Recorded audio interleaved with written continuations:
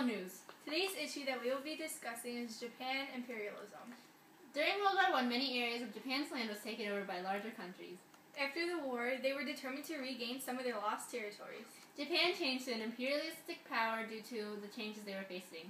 Some challenges that they faced over the war was economic. After the war, the factories had to go back to lowering production because they did not need those materials for the war anymore. The factories had no other option but to lay off workers, which only made the economy worse. The island of Japan also did not have natural resources that were needed to supply the industry. They were forced to pay for raw materials. To pay for them, they had to sell many manufactured goods abroad. However, they had trouble selling their manufactured goods due to tariffs passed by other countries. To compensate for this, they decided to take over the country. We have Elizabeth on the scene with a Japanese worker now. So, Beth, how has the Japanese takeover affected your life? Circle. It's a circle of life? It's a circle. I see. I feel for you.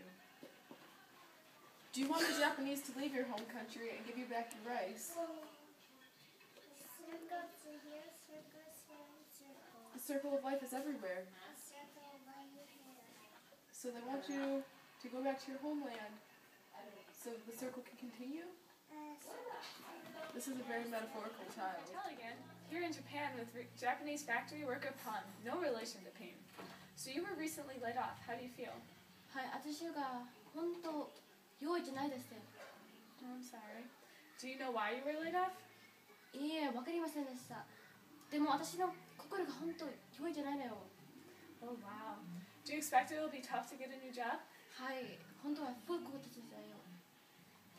Are things this hard everywhere? はい、私の町が本当あれだ、みんなが本当用意じゃないのよ。 It's very sad. Well, best of luck to you, Pon. There you have it. Back to you, Julia and Eliza. Now, along with economic challenges, Japan also faced social challenges. Japanese civilians had begun to accept new ideas of politics and education. While some were accepting these new ideas, others felt that these changes were corrupting their country. Most of the people that didn't accept these new ideas were more conservative people like military leaders.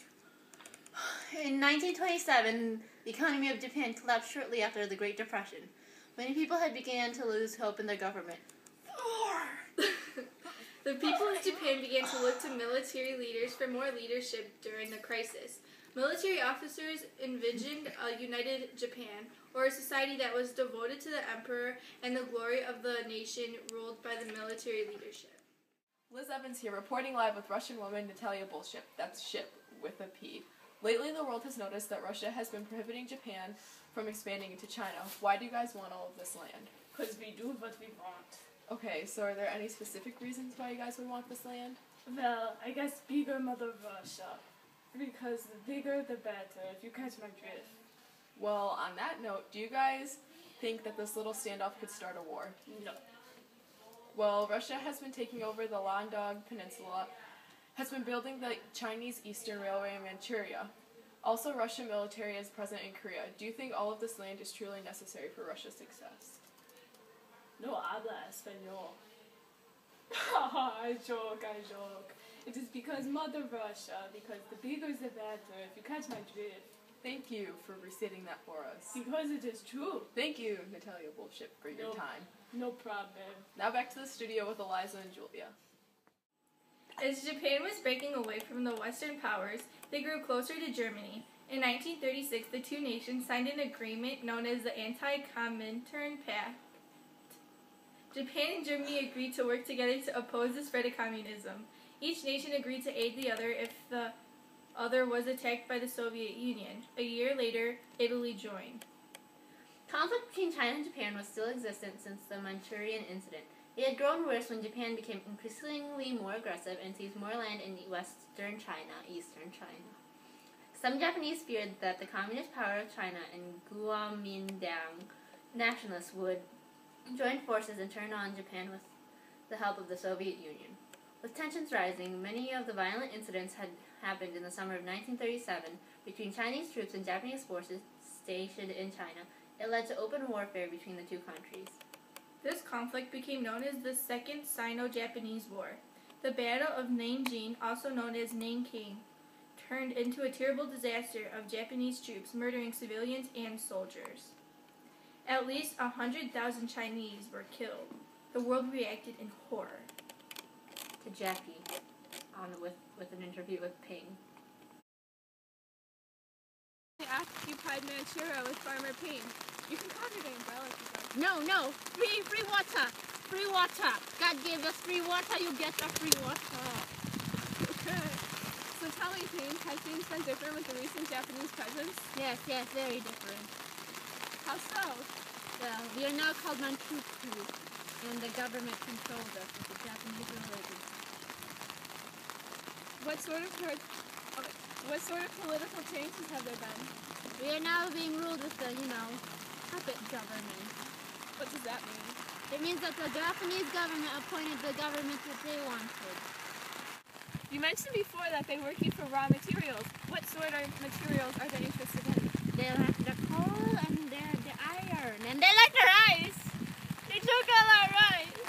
They could have taken my husband, my kids, my house, but no, they took the rice. No rice, no happiness, no freedom, no hope, no more rice. No need for water when there's no rice.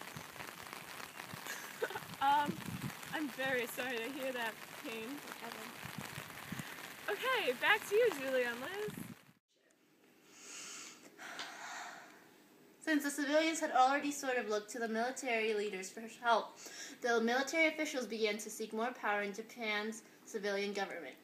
The military's influence and popularity grew mostly because of the strong dislike of the Japanese government foreign policy.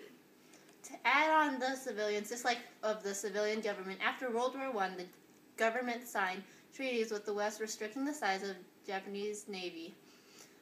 Military officials and other civilians felt that it would end the expansion of Japan. To make matters worse, the United States passed a law in 1924 barring Japanese immigration. The Japanese took offense to this and started to lose faith in the military leaders, thinking that they had a bad policy of cooperation with the West.